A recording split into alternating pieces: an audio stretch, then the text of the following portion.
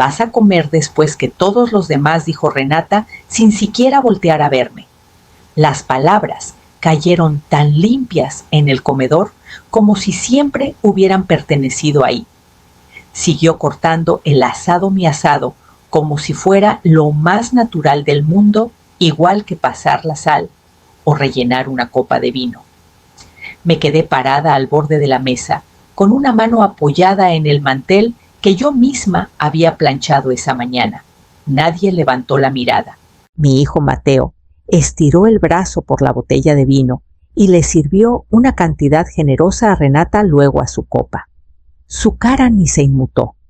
No dije nada, no porque no quisiera, sino porque el silencio que me retumbaba en el pecho no me dejaba escuchar mi propia voz. Miré el asado, que había traído de la cocina hacía apenas 10 minutos, el que había estado rociando cada media hora durante 5 horas seguidas. Ahí estaba en el centro de su mesa, como trofeo, todavía humeante, la piel crujiente y dorada.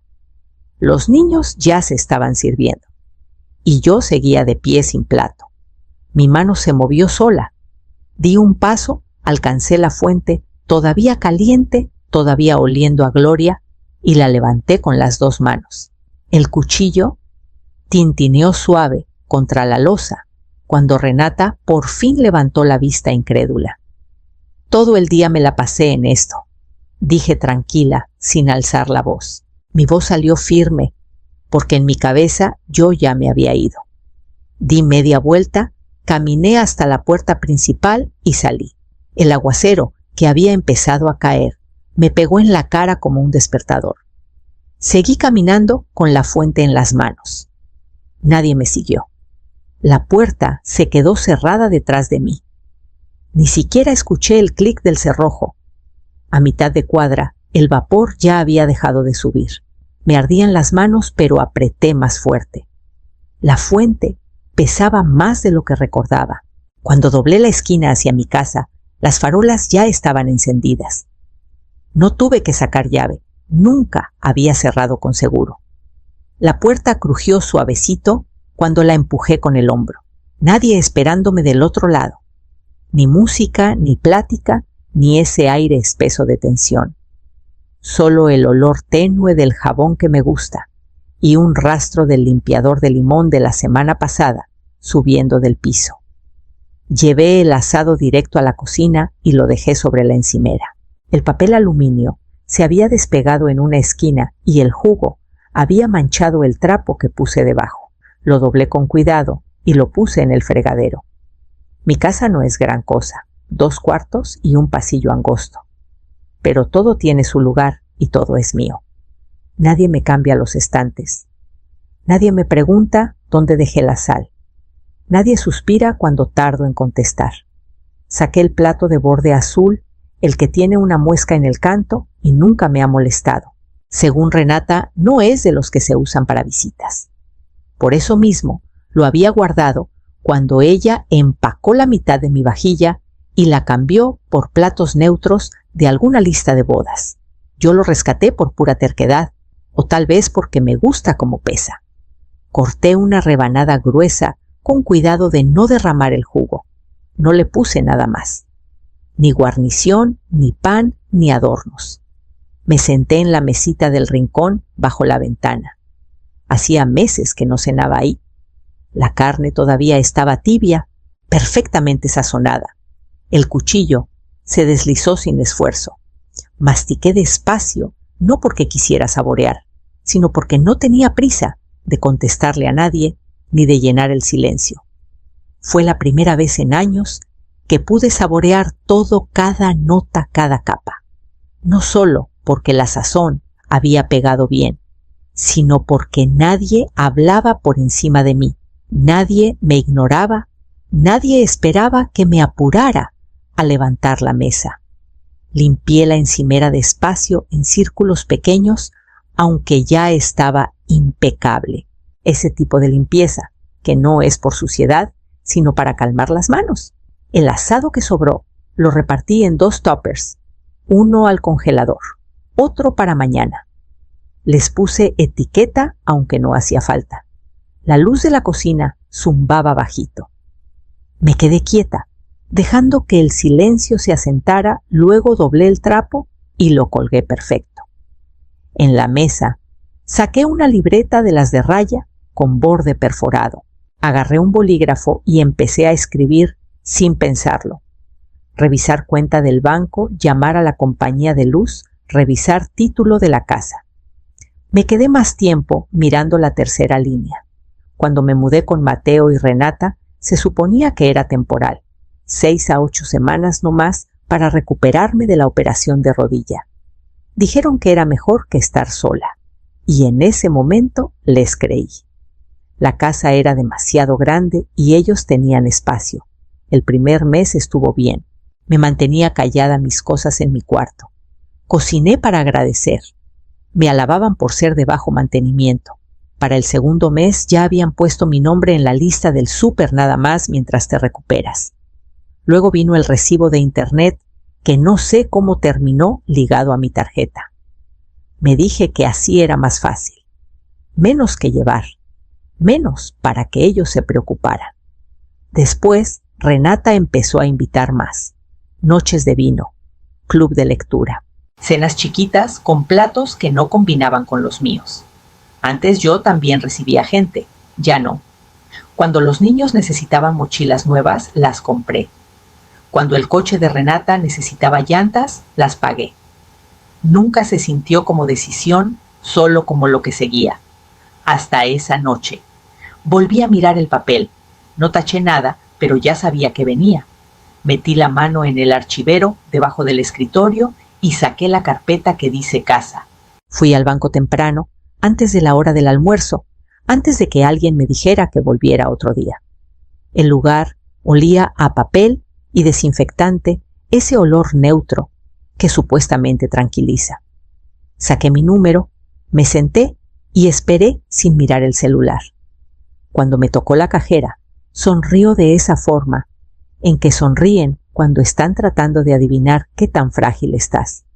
Deslicé mi identificación por el mostrador y le dije que quería hacer unos cambios. Quiero quitar a un usuario autorizado de mi cuenta de cheques, le dije, y cancelar la transferencia automática que dice supermercado familiar. Parpadeó y volteó a su pantalla. Sus dedos se detuvieron un segundo. Esa cuenta lleva mucho tiempo activa. Lo sé, contesté. Volvió a hacer clic más despacio esta vez. Hay pagos recurrentes ligados, servicio de internet, sobregiros de luz y agua. Imprímalos, le dije. Todos. Dudó lo justo para que yo lo notara. No porque no pudiera hacerlo, sino porque pensó que debía preguntarme por qué. La miré a los ojos y esperé. Al rato asintió y la impresora detrás de ella cobró vida. Los papeles salieron calientitos cuando me los entregó. Los revisé ahí mismo, línea por línea, y firmé donde me indicó. Cuando terminamos, me preguntó si quería algo más. No le dije. Con eso es suficiente. Afuera, el aire se sentía más filoso que la noche anterior. Caminé de regreso a casa, con el sobre bajo el brazo, los pasos firmes. El celular vibró mientras enjuagaba una taza. Una vez, luego otra. Para cuando lo dejé sobre la encimera, ya tenía 3 llamadas perdidas y un solo mensaje de Mateo. Renata dice que te fuiste enojada. ¿Puedes explicar qué pasó? Lo leí una vez. Luego volteé el teléfono boca abajo y lo dejé ahí. La tetera hizo clic detrás de mí, un sonido chiquito y seco en la cocina callada. Vertí el agua sobre la bolsita de té y vi cómo el color se iba oscureciendo tranquilo y paciente, como si supiera que no había prisa. Abrí el refrigerador y saqué el tupper que había guardado. El asado ya estaba firme, los bordes más oscuros, el olor más limpio que la noche anterior. Corté una rebanada no tan gruesa esta vez y la puse en el mismo plato de borde azul, sin adornos, sin ceremonia. Me senté a la mesa y comí sin mirar el reloj. La casa se quedó quieta a mi alrededor, sin pasos en el piso de arriba, sin voces que bajaran por el pasillo. El silencio se sentía ganado, no impuesto, Pensé en el mensaje sin contestarlo, en lo rápido que habían convertido la historia en algo más fácil de tragar. Te fuiste enojada, como si hubiera volcado una copa o alzado la voz, como si llevarme la fuente por la puerta fuera un berrinche en lugar de una decisión. El té se enfrió. El asado sabía mejor de lo que esperaba. Me di cuenta de que ya no estaba repitiendo la escena en mi cabeza, ni ensayando qué iba a decir si contestaba el teléfono. La explicación que querían me obligaba a achicar el momento hasta volverlo inofensivo, y yo no estaba dispuesta a hacer eso. Lavé el plato, lo sequé y lo regresé a su lugar. Luego llevé la taza al fregadero, la vacié y vi cómo el vapor se iba desvaneciendo. Revisé las cerraduras, apagué las luces y me fui a dormir. Dormí toda la noche de corrido sin despertarme ni una vez, y cuando llegó la mañana clara y sin prisa, supe exactamente cómo iba a pasarla. El edificio del registro civil está a 3 cuadras de la biblioteca vieja, donde llevaba a Mateo todos los sábados. Caminé sin apuro, con los papeles bien doblados en la bolsa, la mañana fresca pero no fría. Adentro, la recepcionista me pidió identificación y me señaló la ventanilla de propiedad y escrituras. Una mujer como de 40 y tantos tomó mi carpeta y le echó un ojo rápido a la primera hoja. Me preguntó si quería transferir, vender o pelear algo. Le dije que quería poner un candado a la propiedad, que no se hiciera ningún cambio sin mi firma por escrito. Levantó las cejas, pero no preguntó por qué. Sacó el registro y giró un poco la pantalla para que yo viera. Solo hay una firma registrada, dijo, la suya. Asentí. Quiero una copia certificada y de paso la actualización del avalúo catastral. Imprimió los documentos y me los pasó uno por uno, con calma, con respeto. Firmé donde tocaba, puse iniciales donde pedían y le di las gracias antes de salir. De regreso en casa, guardé todo en la carpeta con los demás papeles y me preparé un sándwich que no terminé. Me quedé mirando las orillas del pan un rato antes de empujar el plato a un lado y agarrar el teléfono. Sonó 2 veces antes de que contestara. ¡Qué sorpresa!, dijo mi abogado. ¿Cuánto tiempo? 8 o 9 meses. Más o menos, contesté. ¿Cómo está tu jardín, muertito? Como siempre. Pero sigo intentando. Quiero poner la casa en un fideicomiso, le dije. Hubo una pausa corta. Para tu hijo, Noan. No es herencia, es solo redirección. No preguntó para quién. Me conoce lo suficiente como para no llenar los espacios que no le he abierto. Está bien, dijo, lo preparamos. Necesito los documentos de la propiedad. Podemos notariarlo la próxima semana. Cambiamos un par de detalles más sobre logística y colgamos. Me quedé sentada un rato con las manos cruzadas en el regazo, el teléfono todavía tibio. No sentí alivio ni arrepentimiento, solo esa calma tenue de cuando trazas una línea limpia en algo que llevaba demasiado tiempo necesitando terminar. Esa tarde desarmé la cama de visitas y lavé las sábanas.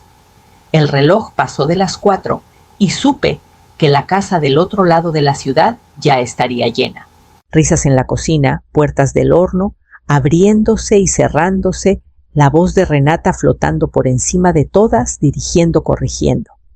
Esta vez el asado sería de la carnicería, o demasiado cocido, o sazonado, como a ella le gusta, poquita sal, mucha apariencia.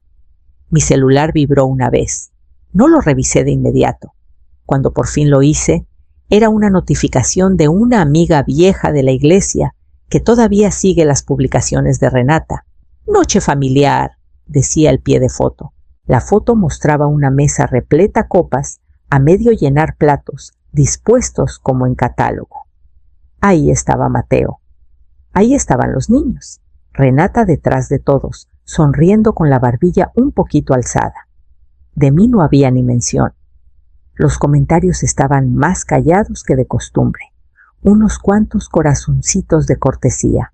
Alguien preguntó por la receta. Nadie preguntó dónde estaba yo. Puse el celular boca abajo en la mesa y volví a pelar las zanahorias. El horno llevaba precalentando desde el mediodía.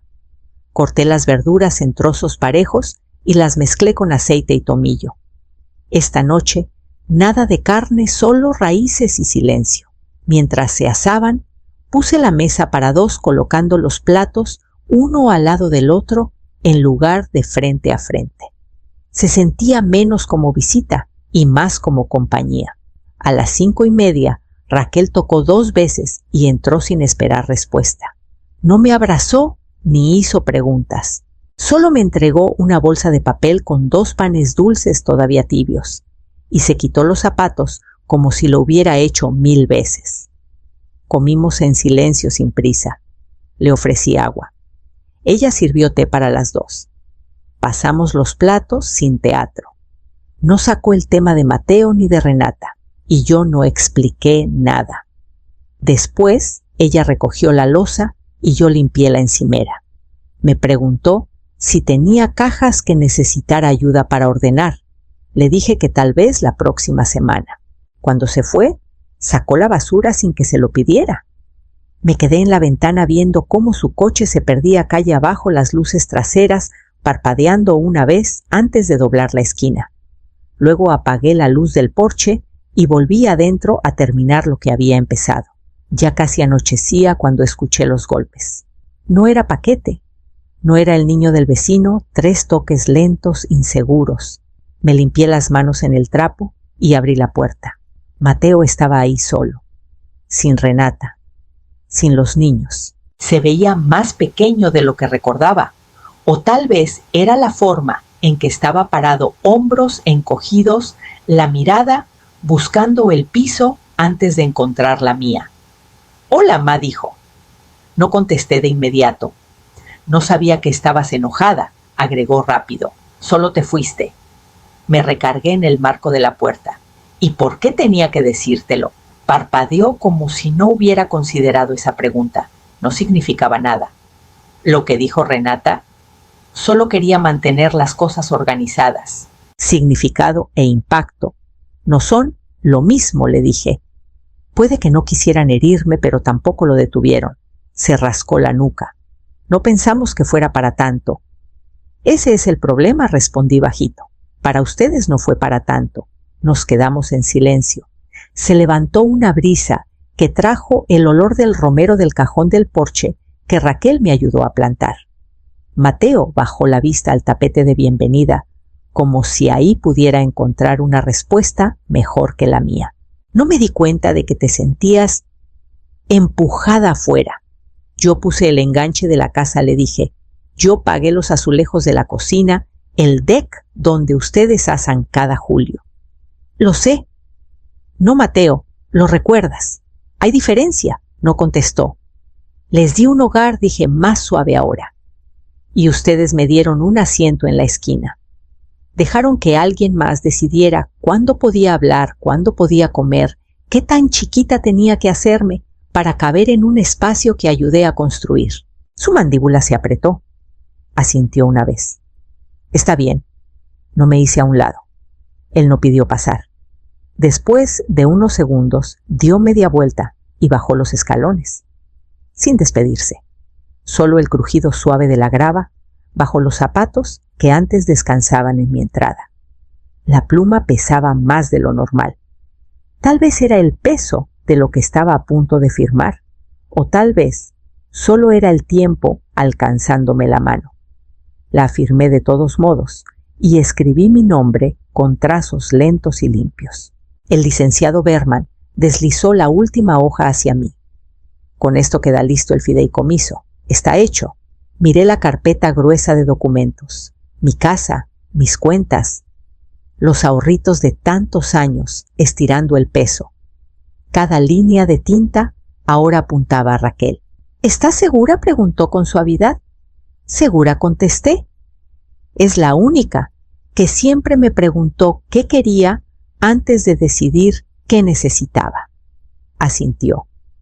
Y la carta la saqué de mi bolso, escrita a mano, 2 hojas bien dobladas. La puso en el sobre junto con el legajo. Nunca pidió ni una sola cosa, dije, más para mí misma. Por eso se lo va a llevar todo. Salí de la oficina sintiéndome más ligera, pero no frágil, solo terminada. De regreso en casa, preparé té. Luego saqué la última caja del closet. Adentro había papeles que no había tocado en años, garantías de aparatos, tarjetas de cumpleaños viejas y una sola foto impresa de hace 4 días de muertos. La mesa era larga, vestida con mantel, repleta de caras sonrientes. Yo no estaba en el cuadro. La miré un buen rato, no con enojo, solo con claridad. Yo había cocinado esa comida, puesto esa mesa, encendido las veladoras. Luego me había parado detrás de la cámara, mientras alguien más tomaba la memoria. Sostuve la foto sobre el fregadero, prendí un cerillo y vi cómo los bordes se iban curvando hacia adentro como si también recordaran algo. Cuando la llama llegó al centro, la solté y dejé que se consumiera sobre la loza. Luego me di la vuelta, serví el resto de mi té y abrí la ventana. El aire olía a polvo y sol. Ya casi era hora. El horno hizo un pop suave al apagarse. Dejé que el asado reposara en la encimera, el vapor subiendo de la costra como un suspiro callado. No era un corte de fiesta, solo lo suficiente para una. Sin adornos, sin guarniciones apiladas como ofrendas. Solo carne, calor y tiempo. No usé plato. Arrancé un pedazo con los dedos, dejé que los jugos corrieran. La sal me pegó en la parte de atrás de la lengua. Sencillo, fuerte, mío. Me senté a la mesa de la cocina, los codos donde antes había un camino de mesa, sin centro de mesa, sin tarjetas dobladas con nombres, solo yo. Frente a mí puse una pequeña pila de servilletas de tela blancas, con el dobladillo bordado ya medio desvaído. Hace años, Renata las había llamado demasiado anticuadas. Dijo que no iban con la vibra de sus mesas. Nunca discutí, solo las guardé. Ahora extendí una sobre mi regazo. Doblé las demás con cuidado. No para que alguien las aprobara, solo porque eran mías. Cuando terminé de comer me limpié los dedos. Me levanté despacio y lavé el cuchillo de trinchar a mano. El asado había sido suficiente, ni de más ni de menos, justo lo necesario para recordarme a qué sabe el cuidado cuando no viene con condiciones. La luz de la tarde entraba en barras doradas por el piso. Caminé hasta la mesita lateral, abrí el cajón y saqué mi libreta. Las páginas ya estaban llenas, listas, citas, frases que había garabateado cuando la claridad llegaba rápida y filosa. Pasé a la última hoja. Debajo de la lista final escribí una línea más. Vivir donde me vean. Cerré la libreta, me paré en la ventana y vi cómo la calle se suavizaba con el atardecer. A lo lejos ladró un perro. El carillón de alguien contestó. Y pensé, ¿alguna vez has alimentado a gente que después te dijo que comieras de última? Y si el asiento que te dieron está al lado de la basura, ¿para qué quedarte en su mesa?